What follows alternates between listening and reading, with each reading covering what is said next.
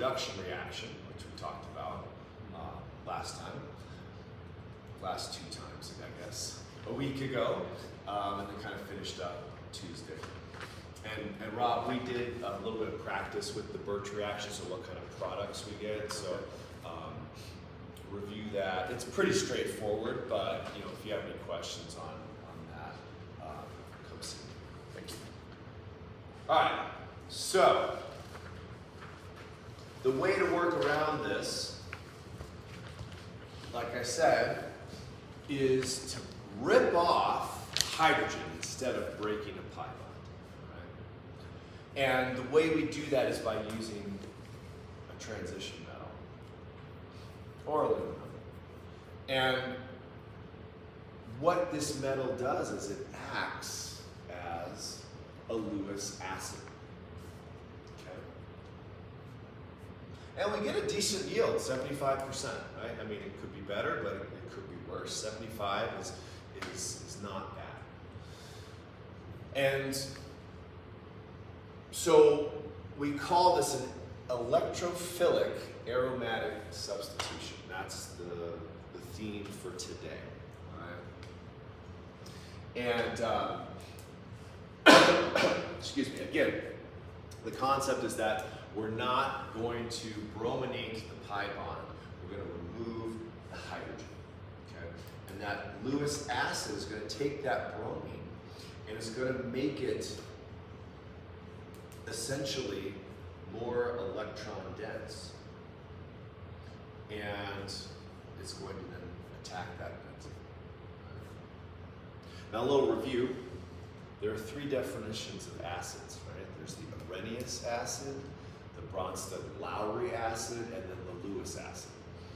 And they're all saying the same things in different ways, but essentially the Arrhenius acid states that when you add something to water and it increases the hydrogen ion concentration, then that's an acid. Right? So if we add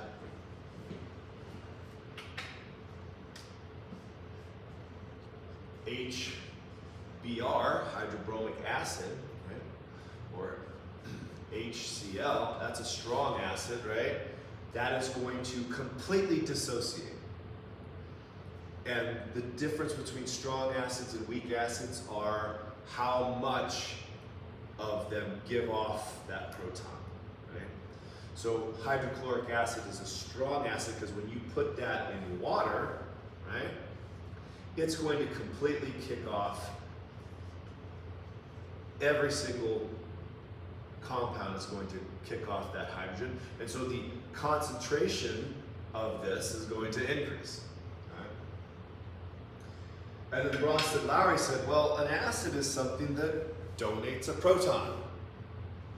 Well, that's what this is doing, right?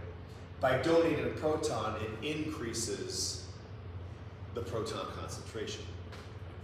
And then the base accepts that proton. Lewis said that an acid is something that accepts electrons. Okay? And so, since it's donating proton, it's going to accept electrons. And so that's the definition we're going to kind of run with for this. And iron by itself isn't necessarily a Lewis acid, but when we chlorinate it or we brominate it, then it becomes an acid. So it's not a catalyst? No, and we'll get into the mechanism.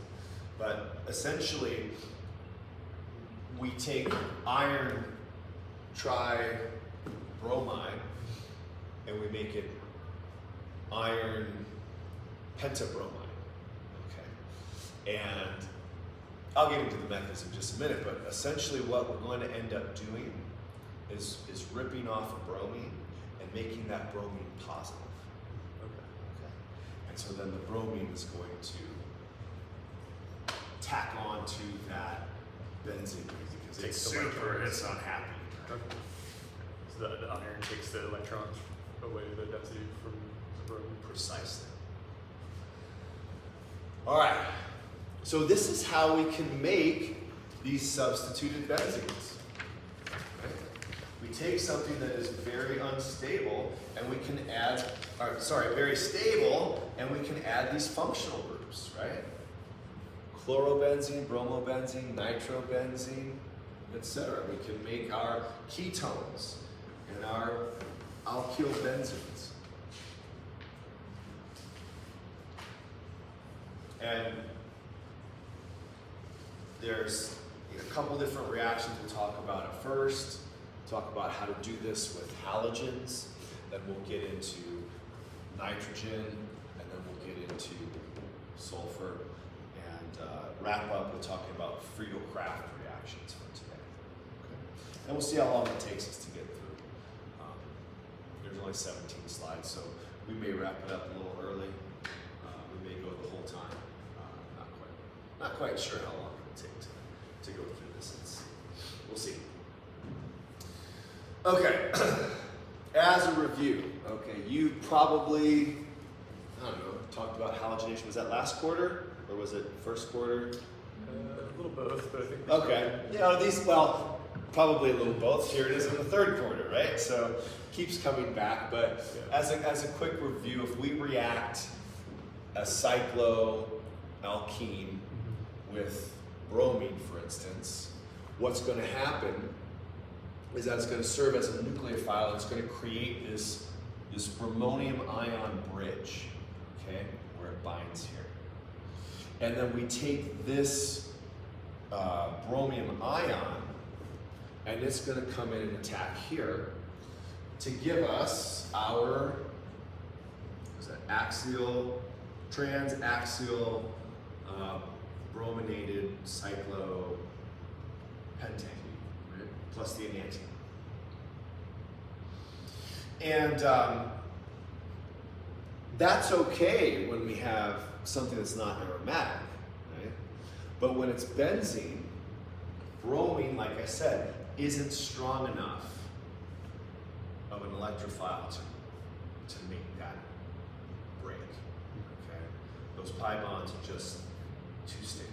Because of the resonance. Because of the resonance. Okay. Yeah. The aromaticity of it all.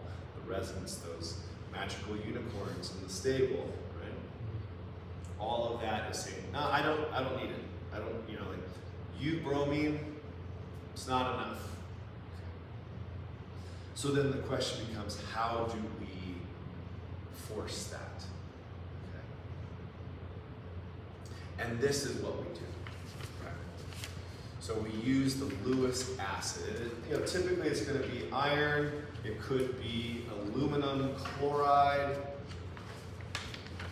There are different tools that you can put in your toolbox to make this happen. But essentially what we're doing is we're taking iron tribromide, like I mentioned, and we're attaching a bromine molecule to it, a diatomic bromine to it.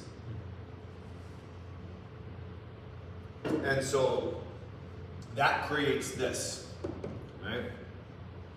This, happy. This now has two charges. It's stable enough because those charges balance out, right? There's a positive and a negative, so it's not gonna, that's why we can make this thing, okay? But then what happens, and remember these arrows going back and forth mean equilibrium, right? So we're making this, some of that's going back into the respective beginning forms, but also this bromine here is going to kick off, and we're going to have this positively charged bromine.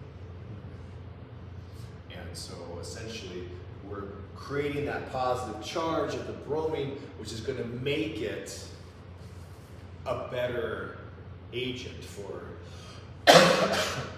jumping onto that benzene. It can break that pi bond. So bromine on its own, not enough to do anything. When we manipulate it sufficiently, then we get a situation where it can attack. And this is what that looks like. Have you guys talked about sigma complexes? Sounds familiar, but Okay. It's just basically 3 intermediate resonance structures. Okay, so it confers a level of stability while we are going through the process. so it's specifically 3 different structures for sigma then? Well, for a benzene. Oh, for benzene, yeah. Yeah, I mean, if you had like a octene, then you could have more intermediates. But here's that mechanism where we brominated the iron bromine, the iron tribromide, and then this is where the nucleophilic attack happens. Okay, so this bromine, like we said, is not super attached, literally, because this now is a positive charge, so it's going to steal those electrons to now gain its stability. Yeah. Taking electrons from this now makes this positively charged, and so this pi bond can go in and tack on that bromine. Right? So we have broken one of the pi bonds, but it's temporary. Okay? And now we have this dance here, right? So when we break that pi bond, we have a carbocation. And the carbocation moves from here to there. Okay? And it does that, these arrows right, on both sides, it's jumping back and forth. There's no real preferred iteration, but because it's doing that, that's resonance. Okay, so it makes it a little bit more stable because that carbocation can jump around and these pi bonds can move around. Okay, so it's resonance stability. Not nearly as much as the benzene, right? Because what's going to now happen is we're going to take this intermediate and we're going to do a proton transfer. Okay. So this is what it wants to be. It's gotten closer by removing one of those bromines. Okay? The last step is for now this bromine to hop off, to then form iron bromide, taking off that hydrogen to form hydrobromic acid. And when that hydrogen's released, those electrons go back into the ring. And so that gives us that benzene again, with the bromine tacked on.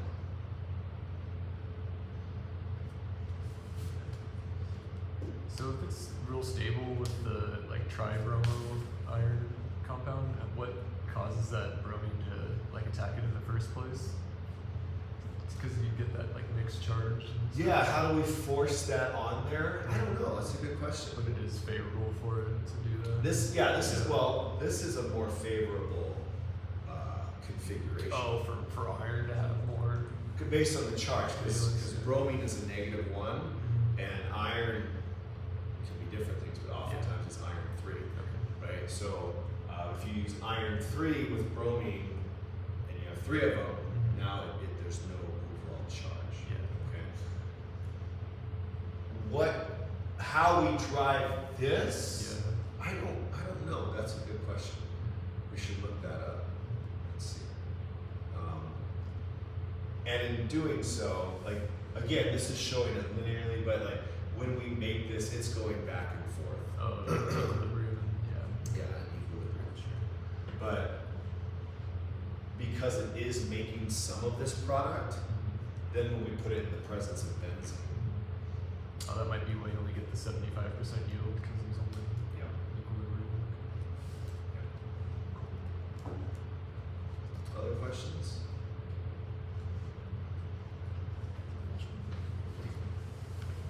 He took your question? Yeah.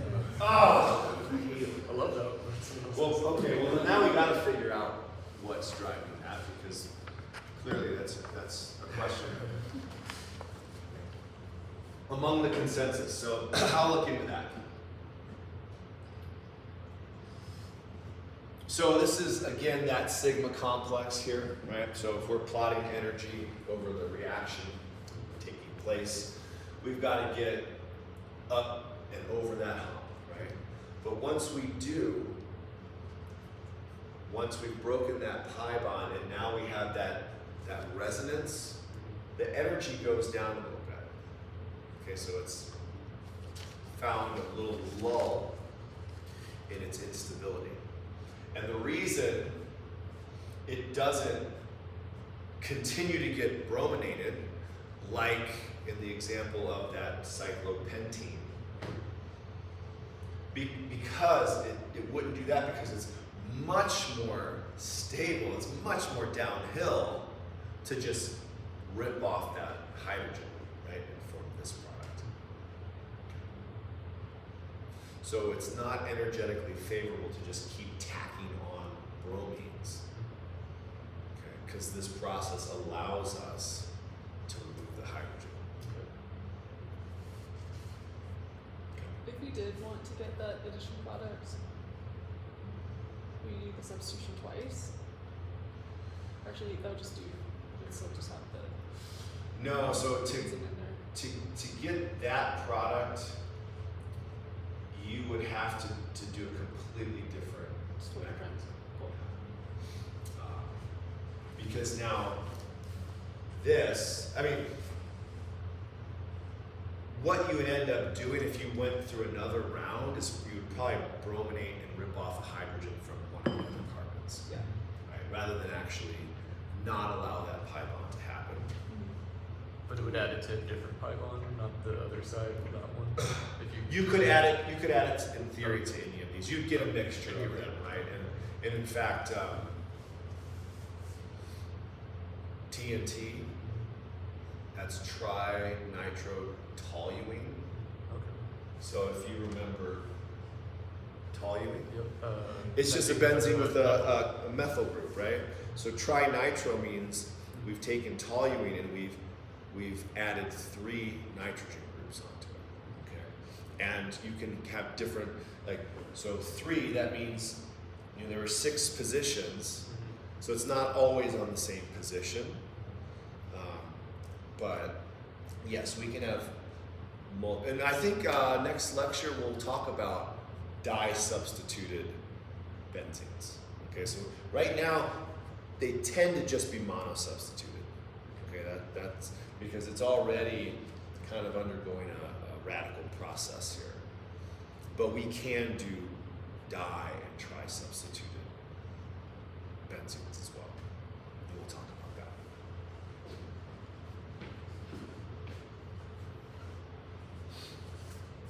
Okay, so that's using iron tribromide to make a bromobenzene. We can do the same exact thing for chlorine. And usually we use aluminum trichloride, okay? But it's going to be the same mechanism. Okay. So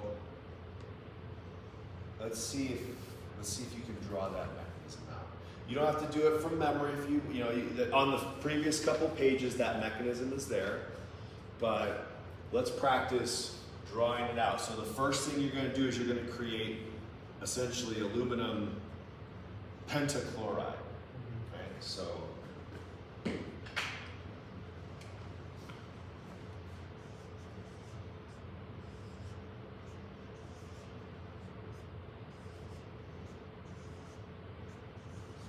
right?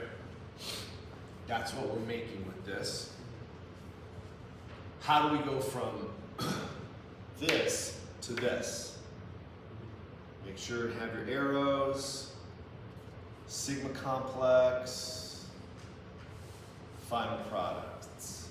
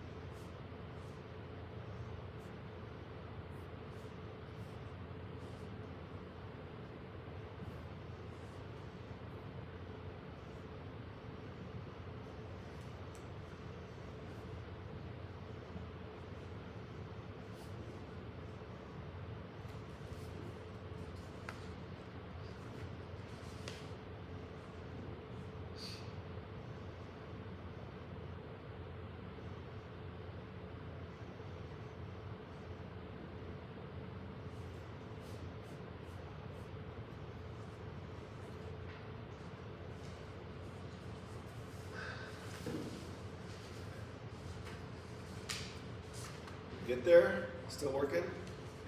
No rush.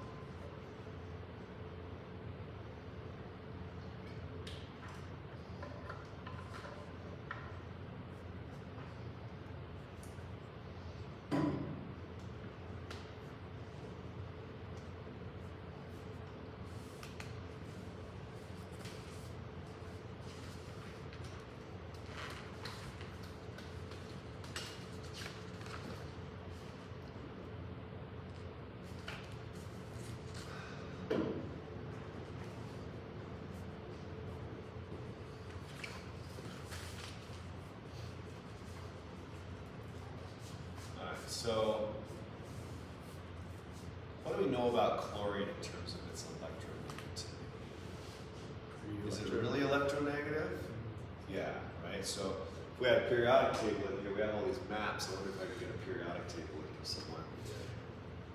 As you go up and to the right, things get more electronegative, right?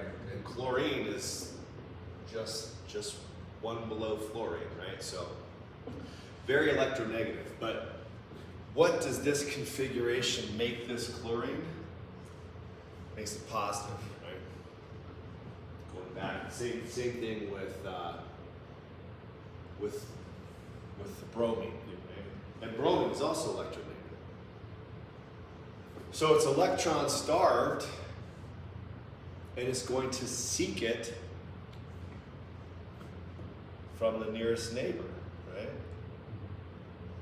And then that's going to make it electro-starved as well, and it's going to make it desperate enough, and again, I know I'm using that. I don't know, did Sean, was he anthropomorphic? Probably not. But I am, yeah. Okay.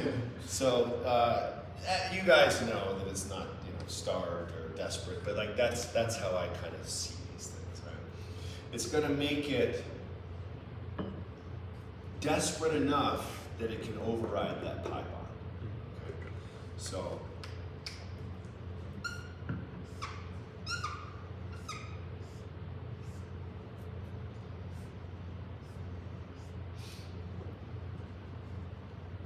if we're doing our arrows here, right?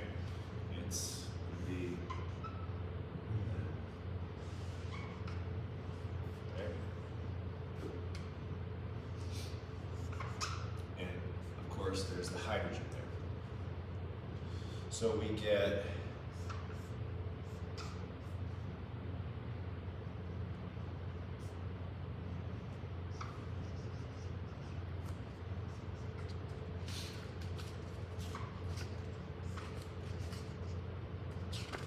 right?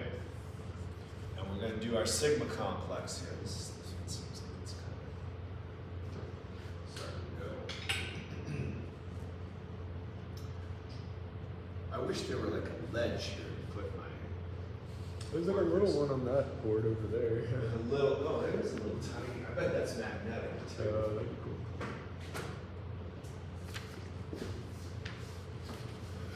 All right. Thank you, Rob. Still spent a lot of time in this classroom. Okay. Both are You have classes, physics yeah. in here too. And I think they moved the lab in here also, right? She was I talking saw about in it. the, yeah, I Mhm. saw in the G3 building. Okay, so what's next? The Sigma complex. Sigma complex. So we can just move that carbocation around.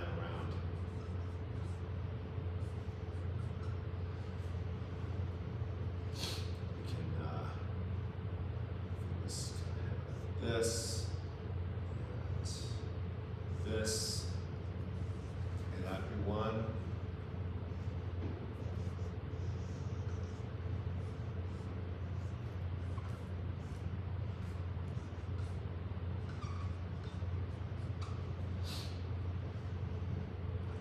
This, this, this. Yeah. And it's doing its thing, it's kind of stable. And then what happens? We have our aluminum tetrachloride.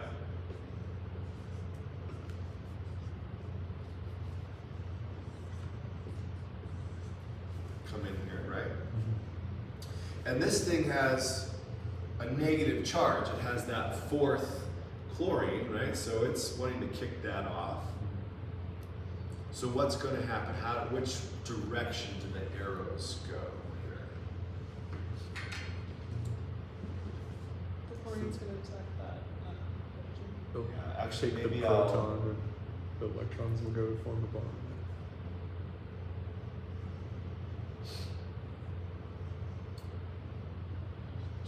This will come. Oh, you moved it one up there, and maybe it should move two. On the Yeah. third one, the positive charge.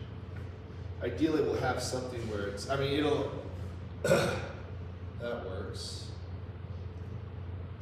What are you saying, Rob? Oh, doesn't the It's- charges it's usually still jump not 2 right. atoms? Like it leapfrogs From in here to ours? here. I think so. That's what I was thinking. That's this one, Okay. and then. Oh yeah, yeah, that makes. Right, and then it would go here. But this is if it's here, that's the same as this one. We've just flipped it. Well, on the left one, if that pi bond jumps to that cation there, then the charge would jump to the bottom. Right, this comes up here. Gotcha. So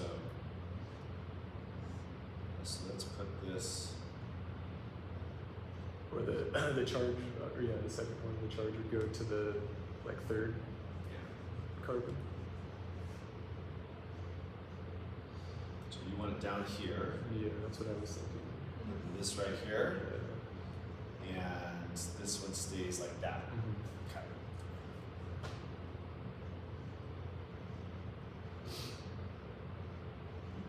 So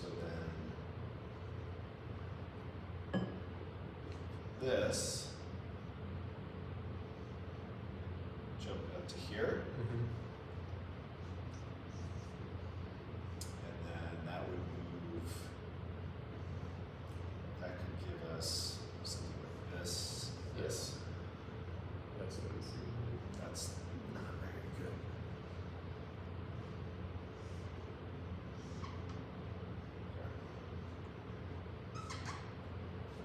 That would do. This could work. Okay. Okay. So then, where do the electrons go? This comes down Yeah, here. it makes a double bond, and then the chlorine takes the proton. And then we end up with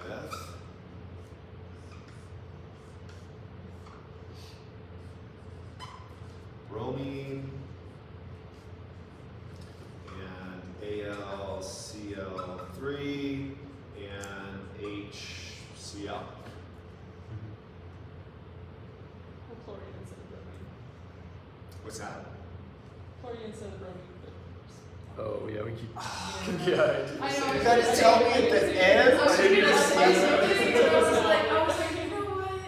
What's he doing? What? Listen, where'd the bromine come in? I really did not notice until this. It's like a halogen's halogen. There we go. Yeah, There we go. it's- Halogen's a halogen.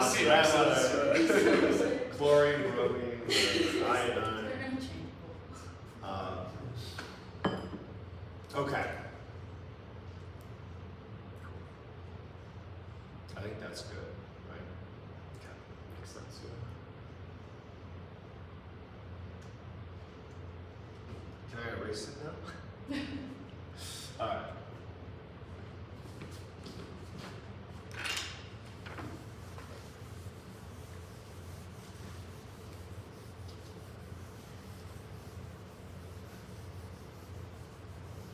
So I think the next slide is just the generic mechanism, right? So regardless of what we're using as our electrophile, is that right? Yeah. So the mechanism holds true whether it's chlorine or bromine, or really, really anything that we want to substitute on that benzene. So the E is just designating a subtle electrophile. Okay. In our mechanism we just did, we did chlorine, but you can see that it's the same sigma complex, eventually leading to our mono-substituted benzene. Okay.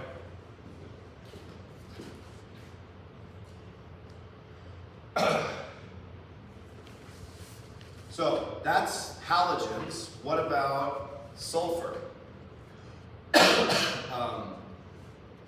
We can do that by using fuming sulfuric acid.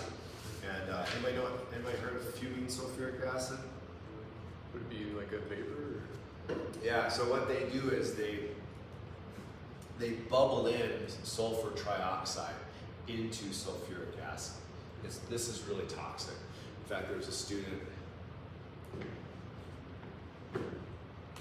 I guess he was the year before you in 103. There was a group, for 103 you do research projects, and they were wanting to, I think they were wanting to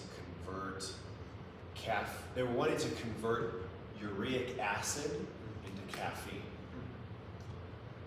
But they needed fuming sulfuric acid. And I was like,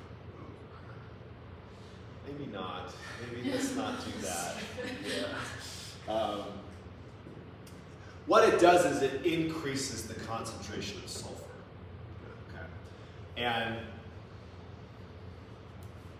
so what we're going to do is we're going to attach this sulfur onto the benzene, and it gets us a really good yield.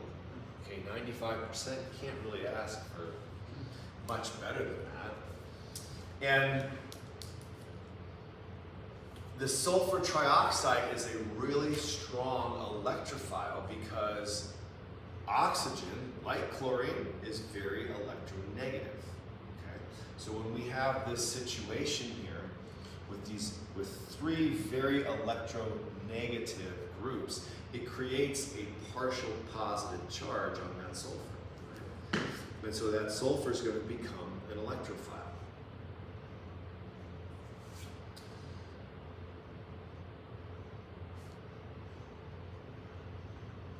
And then this is the mechanism. Okay? So let's take it apart a little bit here. We have our benzene ring. We have our sulfur trioxide. We end up breaking one of the pi bonds in the sulfur trioxide. That goes to one of the oxygens. All right? And that allows us to tack this on to the benzene ring, okay, at the sulfur position. And just like with chlorine and bromine, we have our sigma complex where the cation, the carbocation, dances around three different strategies. And then what we do is we can take hydronium. There's going to be hydronium in here. Why?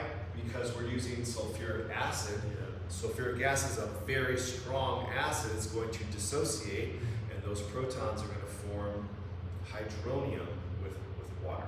Right? And so we have hydronium, and that allows us to protonate that oxygen that we took that pi bond from in the first place. Okay? And then that results in this product here. Makes sense? So not much new, except we're not using a metal as our Lewis acid. Okay? We still have the sigma complex. That is the same, right? So not a whole lot different from before, but this is how we tack that on.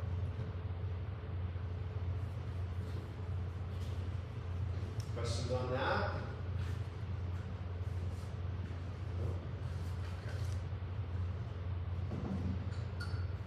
Nitration. Similar mechanism. Okay. However, we use nitric acid and sulfuric acid in tandem. And what that does is that makes nitric acid a base. Huh? What? So Because the pK is relative to each other? acidity is relative. Yeah. Okay? There will always be someone smarter than us, stronger than us, better looking than us, you know, funnier than Really us. boosting my confidence right now. Maybe you're that person, right? You could be that person. Sulfuric acid is stronger than nitric acid. So when you put them together, by definition, one is going to give off a proton and one is going to accept it. And so the nitric acid has to acquiesce to the stronger acid.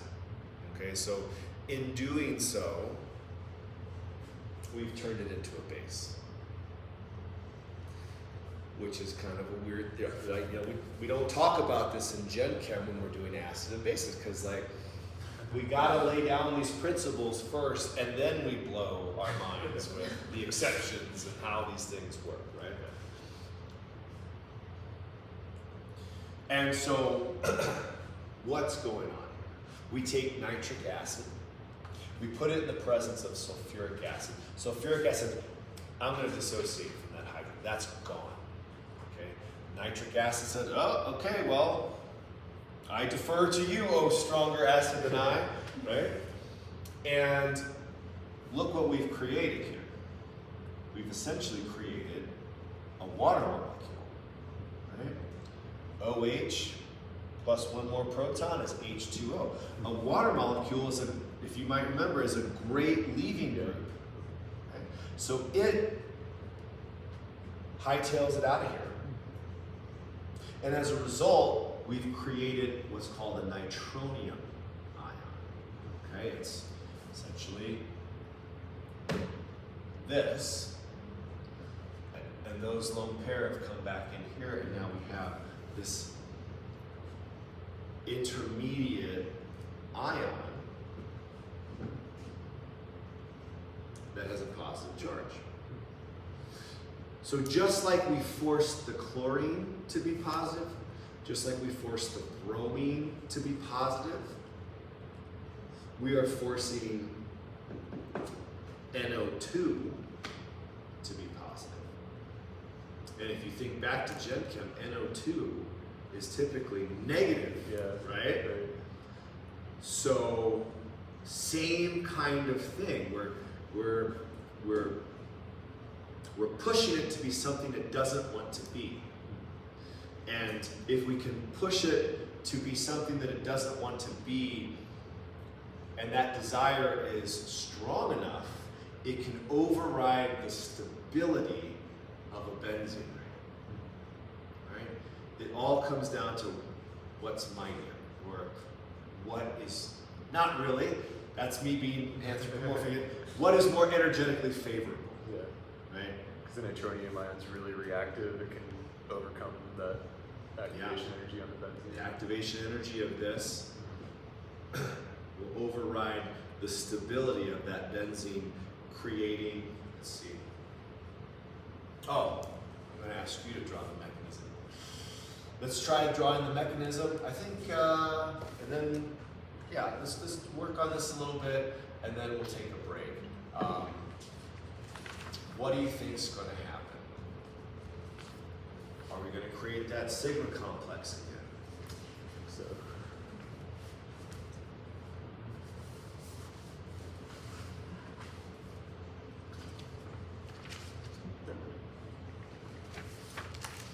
So work on a little bit. If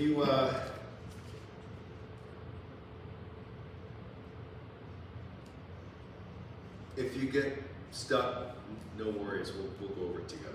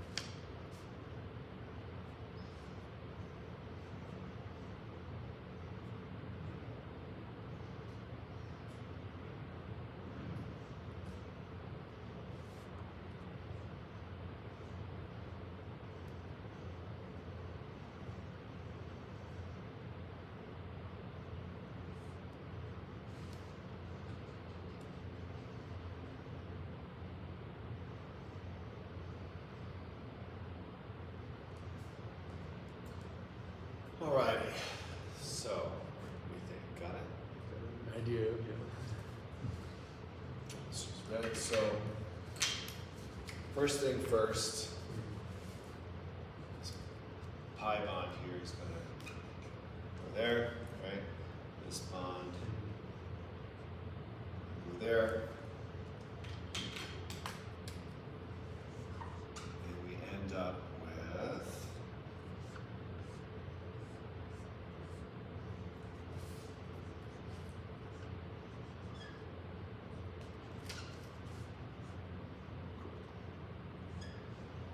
that essentially.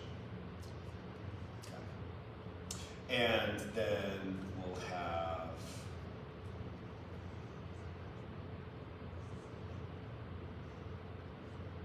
our sigma complex.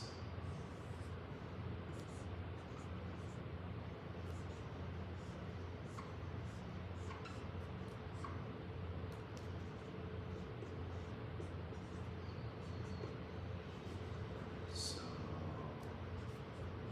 this, this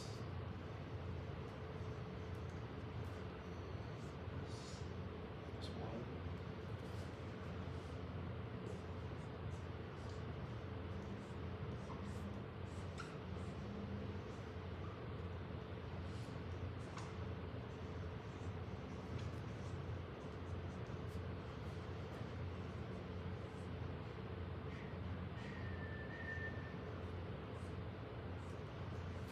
Yeah, something like that. Okay. Then we need something to take away that hydrogen. Okay. And in this case, they have the water that's deprotonating. It could be a couple other things too, right? So we have nitric acid in there that could also deprotonate. We have sulfuric acid that could deprotonate. There's a couple of different avenues, right? And I think that's partially why we get a good yield too, because not only do we have a really strong acid, and we're effectively creating really, really strong electrophiles, but we also have a way to just clean up that hydrogen in multiple different ways. I wasn't quite sure. I was just like at the end, I'm like, an acid takes it. I'm not sure which one. Right. Yeah, essentially, right, because water's amphoteric, if you remember, right? It can be an acid or a base. And so, yeah, you can either make hydronium, H3O, or we can protonate that nitric acid, or we can protonate the sulfuric acid that donated that hydrogen to the nitric acid. Okay. So lots of different avenues, but our final product then, what's going on here? Let's just say it's water. H2O. Let's try that.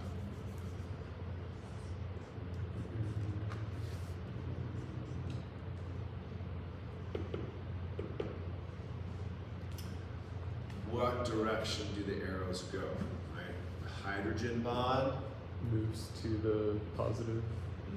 So we can say goes there, right? And then comes and steals that hydrogen, and then we end up with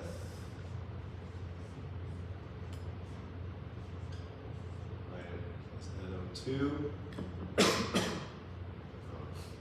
We'll need to make it erase there. Make it angled, I guess. Just draw it like this. Plus H3O, if that's what we're using to deprotonate it, and then of course,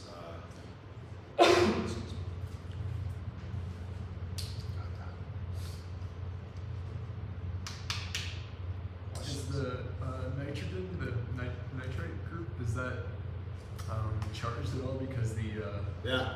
electrons move to that oxygen? So if we were to write this out, it'd be like this. And so there are two charges here, right? So What kind of resonance between the two? well, Oxygens or- doesn't necessarily resonate, but how many charges does oxygen have? I'm sorry, bonds. bonds. Does one of them have, right? This one has just one Just bond. one, so The other one has two. right. But how does that work out? The nitrogen has 4. How many does nitrogen want to have? 3. Remember, right? So we have this situation Yeah, and that situation. that's right. Okay. So they're charged, but They can't. they balance each other out. Okay. Yeah. So the group itself isn't charged because they balance, but on each respective like atom is in charge. Yes. Exactly. So that'd be the more. I shorthanded, but that would be the way to write it. Okay. To account for those charges. Yeah, just making sure that that negative charge doesn't like react or do No. anything further. Yeah. Great question. All right. I think there's only a couple slides left, so we can take a break or we can just roll through the next couple and wrap it up early today. What's your preference? What time does the lab open up again? Oh yeah, we're gonna do those. The ones, yeah. students aren't even using the Oh, lab. they're not using it today? So Oh, they are okay. brainstorming for their research project. So I think you could just, Okay. we could wrap things up and you could go That's fine. over there. Yeah, Okay, I was just saying we could spread it longer if they were using it, but Oh yeah. yeah, if they're not using it, then Sure. Fine. Can I erase this?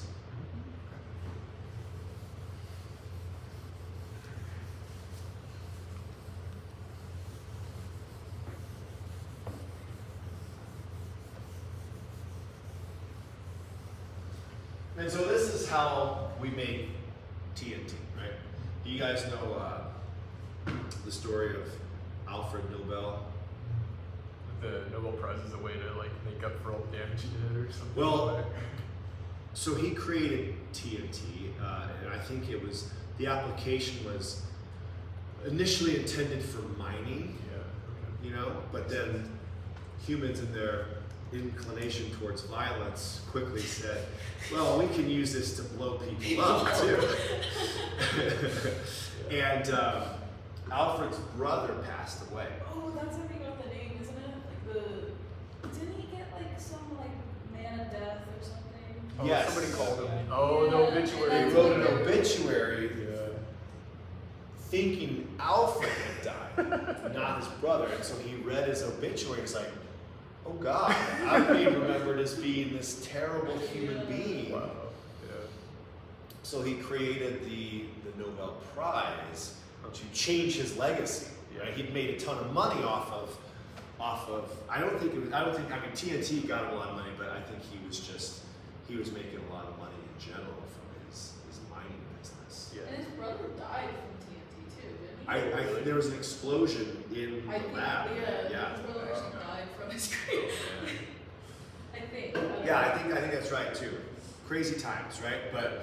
But this is how you make TNT, right? You take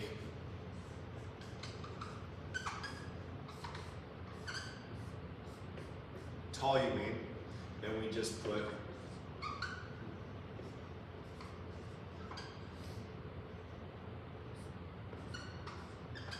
three nitrate groups on it, nitrite groups on it. So what about Then it makes it? move around a bit, but So like I know it's a really reactive, like explosive compound. So what about the nitrogen groups, the nitrate groups, make it like so explosive?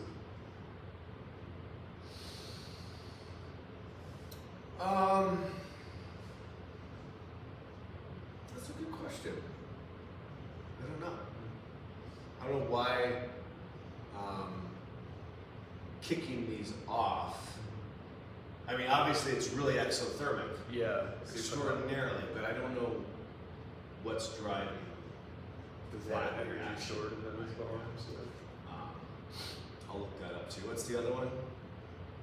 Oh, how does like iron Oh, pentabromide exist? Yeah. Yeah. Okay. I'll get back to you on that. So it's a lot different compound than gunpowder, or is it kind of similar? Or? No, it's different. It's a lot different. Okay, because that's a lot older from China. China, Yeah.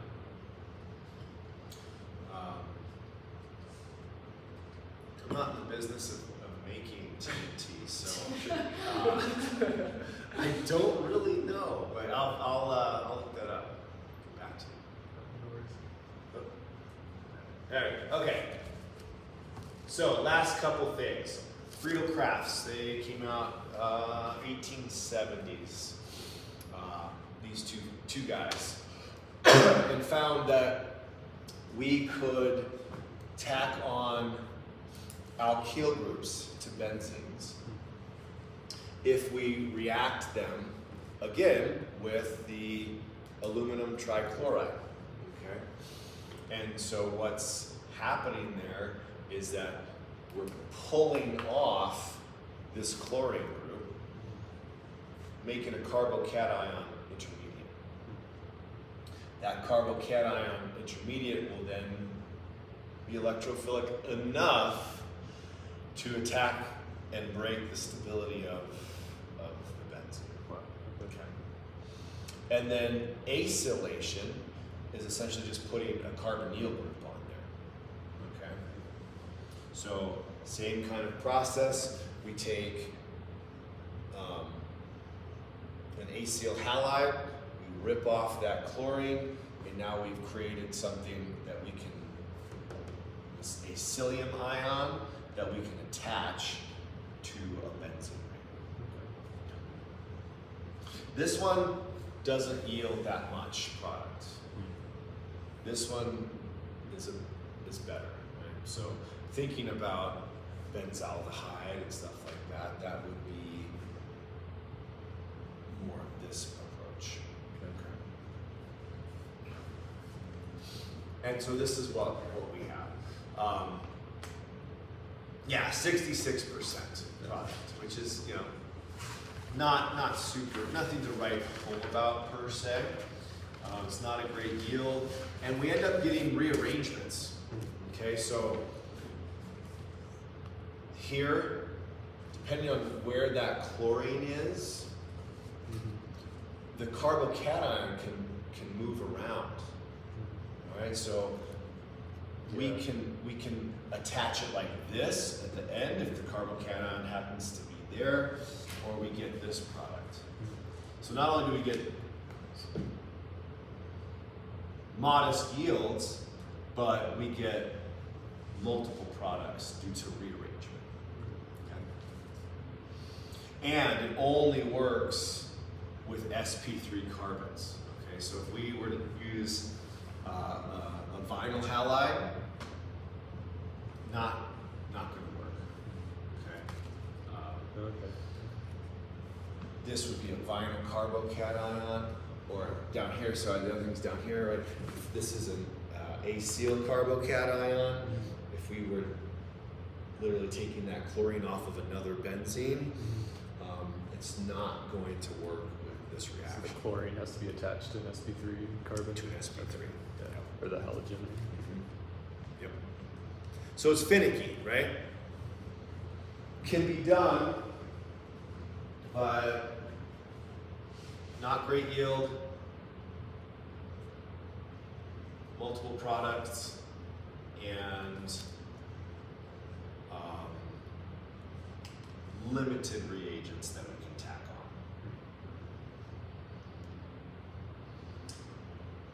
on. In contrast, the acylation gives us a better yield. And here's the mechanism for that. Let's see what we have here. So we're taking this chlorine off this, and then now we have these two different intermediates. Okay, they are resonance stabilized. So if you look here, it's going back and forth between these two. Okay, so as you guys know, resonance gives us some degree of stability, right? But in addition, what's nice about this particular resonance structure is that they all have an octet. Okay? There's a charge, but oxygen has 2, 4, 6, 8. Carbon, 2, 4, 6, 8.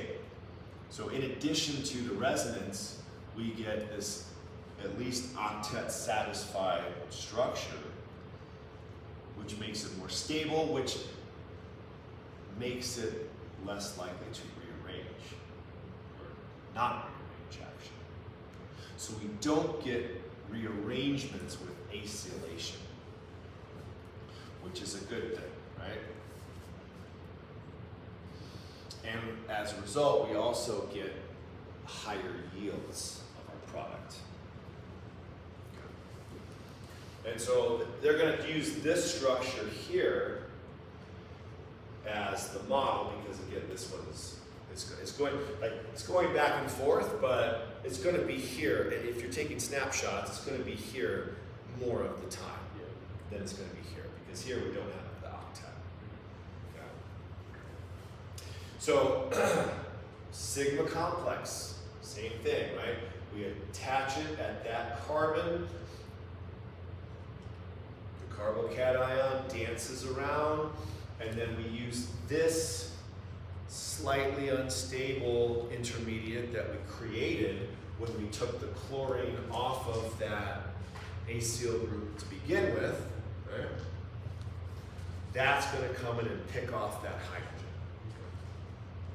And so now everything's happy, right?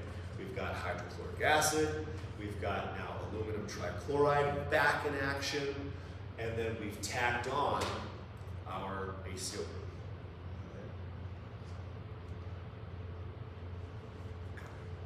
So really, these are all just modified versions of the same theme.